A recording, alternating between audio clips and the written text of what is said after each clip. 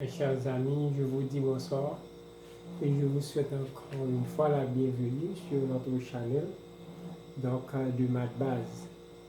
Et aujourd'hui, on va parler de distributivité simple. C'est quoi la distributivité? Donc, c'est le fait même de faire une distribution. Maintenant, ici, on a l'expression A facteur de B plus C. D'accord?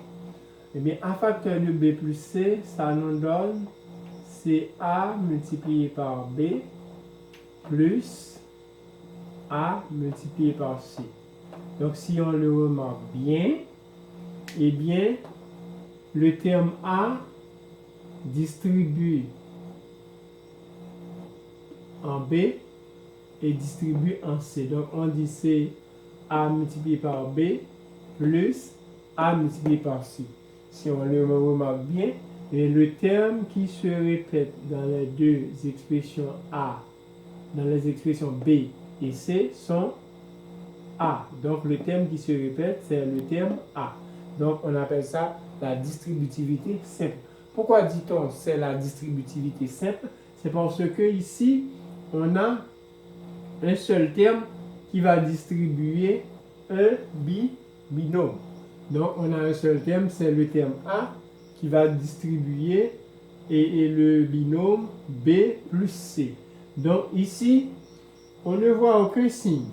Maintenant, quand il y a une parenthèse et il y a un élément ou une valeur au-devant de la parenthèse, donc cela veut dire qu'on doit faire la multiplication. On a un exemple. On a 3x facteur de 4x plus 7. Eh bien, si on suit cet ordre, on va dire c'est 3x multiplié par 4x et puis plus 3x multiplié par 7. Donc, ça nous donne 3 fois 4, ça nous donne 12. Donc, on a x fois x, ça nous donne x carré. OK? On a 3 fois 3x multiplié par 7. OK? Ça nous donne 21x. Donc, on dit quand on a un monôme à multiplier par un nombre, qu'est-ce qu'on fait? Eh bien, le coefficient du monôme va être multiplié par le nombre, ou le nombre va multiplier le coefficient du monôme. Donc, ça nous donne plus 21x. Donc, cette partie est terminée pour nous, donc pour l'exercice. OK? Maintenant, on a un autre exercice donc, qui est de la même forme, à la seule différence, eh bien, le monôme a un coefficient négatif.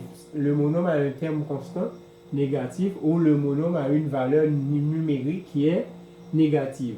Donc, on va procéder de la sorte en suivant l'exemple de la formule. 5x représente A. Donc, on va avoir, disons, c'est moins 5x multiplié par facteur de moins 3x. Ah ouais?